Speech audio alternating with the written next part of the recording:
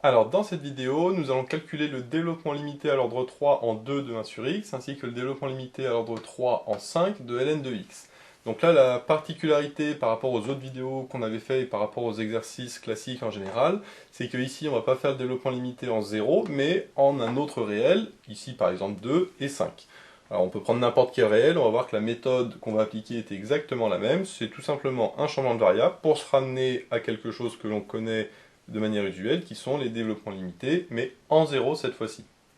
Et on va voir que pour le deuxième exemple, c'est quasiment le même principe, il y a juste une petite différence en termes de calcul due au ln, mais sinon c'est exactement la même méthode générale. Donc la méthode générale, c'est tout simplement de dire que comme moi je fais 1 sur x mais en 2, c'est-à-dire qu'en fait c'est au voisinage de 2, donc le x est proche de 2, ben je fais tout simplement le changement de variable x égale 2 plus h, avec le h qui lui est proche de 0, qui va tendre vers 0. Et l'intérêt, c'est que je vais pouvoir me ramener un développement limité en h en 0, que je connais, puisqu'on va essayer de se ramener à des développements limités usuels. Donc là, je vais dire tout simplement que 1 sur x, parce que c'est ce que je cherche, c'est 1 divisé par 2 plus h. Et là, je commence à reconnaître la formule 1 sur 1 plus u, qui est un développement limité usuel, sauf que moi, j'ai pas 1, j'ai 2. Donc, qu'est-ce que je vais faire? Je vais tout simplement factoriser par 2. Voilà, c'est vraiment pas plus compliqué que ça. En factorisant par 2, ici j'ai 1 plus h sur 2. Donc le 2, je peux le mettre devant, ça fait 1 demi, qui est une constante, donc ça, il n'y a aucun problème. Et là, je reconnais 1 sur 1 plus u, avec le u, qui est égal à h sur 2. Donc là, un nouveau changement de variable. Et là, l'intérêt, c'est que le 1 sur 1 plus u, je connais son développement limité, puisque c'est un développement limité usuel. Attention par contre, à ne surtout pas oublier le 1 demi que j'ai mis en facteur devant, puisque lui, il va rester en fait tout au long du raisonnement, tant que je ne l'ai pas développé, il va rester. Alors, comme ici, j'ai 1 sur 1 plus u, on rappelle que 1 sur 1 plus u, c'est égal à 1 moins u plus u carré moins u3, etc., etc. Alors comme moi je vais jusqu'à l'ordre 3, je vais m'arrêter à u3, donc plus petit o, de u3. Ça sert à rien d'aller plus loin. Comme ici le u c'est égal à h sur 2, le u carré et le u3 ne vont pas se simplifier, puisqu'on avait vu dans d'autres vidéos que si par exemple le u c'était h carré, et ben le u au cube ça aurait été du h puissance 6, et donc du coup ça aurait été absorbé par l'ordre 3. Donc là il n'y a aucun problème, je vais bien jusqu'à l'ordre 3. Maintenant j'ai juste à développer, enfin à remplacer d'abord le h, le u par h sur 2, ici ça va me donner h au carré sur 4, ici ça va me donner h au cube sur 8 et le petit o de, alors h cube sur 8, mais petit o de h cube sur 8, c'est comme petit o de h cube. Maintenant, j'ai juste à développer et je vais en profiter en même temps pour faire une deuxième étape d'un coup qui est de remplacer le h par x moins 2. Parce que si j'ai x qui vaut à 2 plus h, j'ai le h qui vaut x moins 2. Donc là, je vais remplacer le h et en même temps, je vais le développer par 1 demi. Donc là, ça me fait 1 demi moins x moins 2 sur 2 fois 2, c'est-à-dire 4. C'est 2. Ensuite, j'ai plus h carré, c'est-à-dire x moins 2 au carré sur 2 fois 4, 8. Là, le h, c'est x moins 2 au cube sur 2 fois 8, 16. Et enfin, le petit o de h, c'est-à-dire x moins 2 au cube. Donc voilà le développement limité de 1 sur x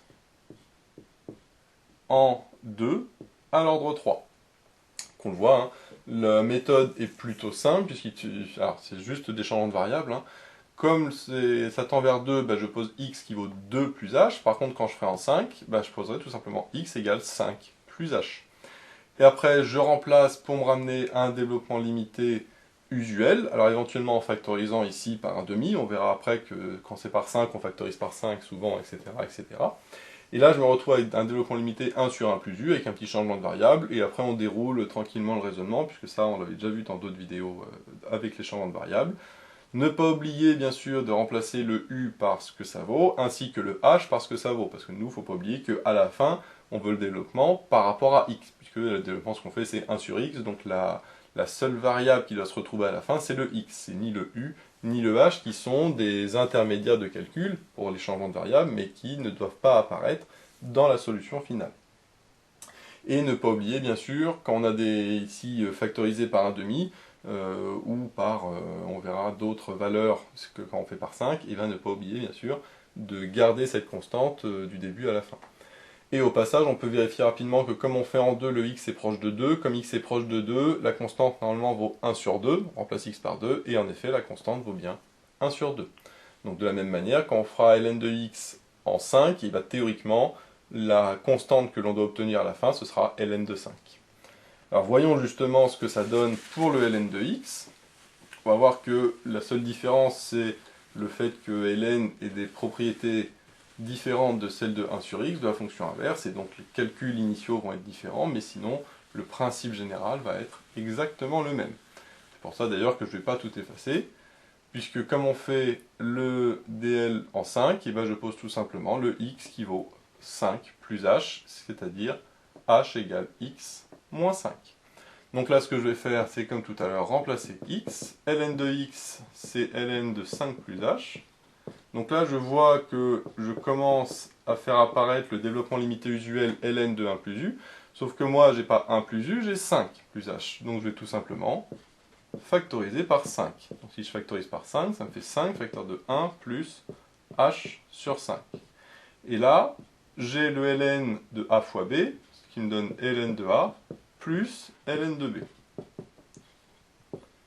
Et c'est là qu'on voit la différence, parce que tout à l'heure, le 1/2, la constante, était en facteur devant le développement limité usuel. Ici, du fait que le ln a la propriété particulière que le produit se transforme en somme, et ben, ma constante ln de 5 se retrouve non pas multipliée par mon développement usuel, mais additionnée avec mon développement usuel.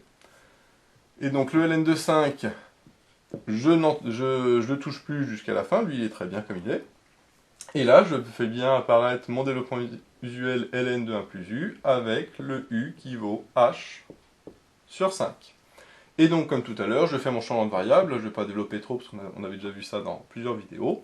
ln de 1 plus u, je sais que c'est u moins u carré sur 2 plus u3 sur 3 plus petit o de u3, puisque je vais jusqu'à l'ordre 3 et que u c'est comme h, donc du coup ça va me donner le bon ordre.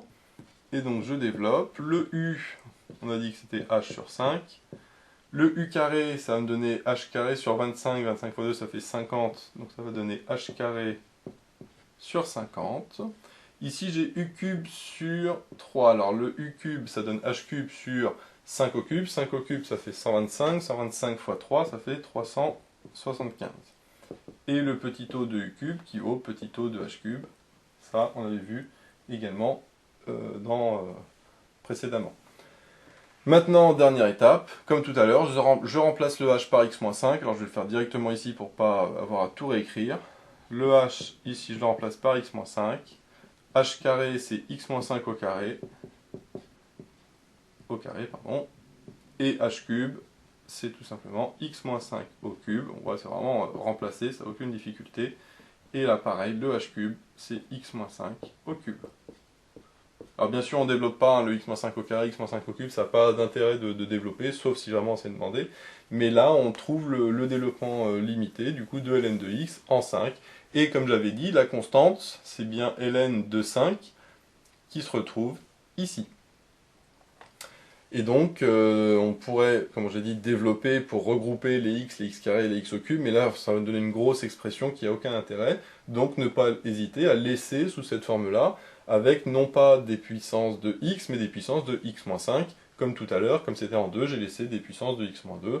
Il n'y a aucun problème, puisque on a quand même un polynôme sous une forme différente. C'est pas sous forme développée, sous une forme un peu factorisée, mais si l'énoncé ne précise rien, on peut tout à fait laisser comme ça. Donc voilà, j'espère que cette vidéo vous sera utile. N'hésitez pas à vous abonner pour être au courant des nouvelles vidéos qui sortiront. J'ai mis le lien dans la description vers l'énoncé de l'exercice, ainsi que vers d'autres exercices sur les développements limités.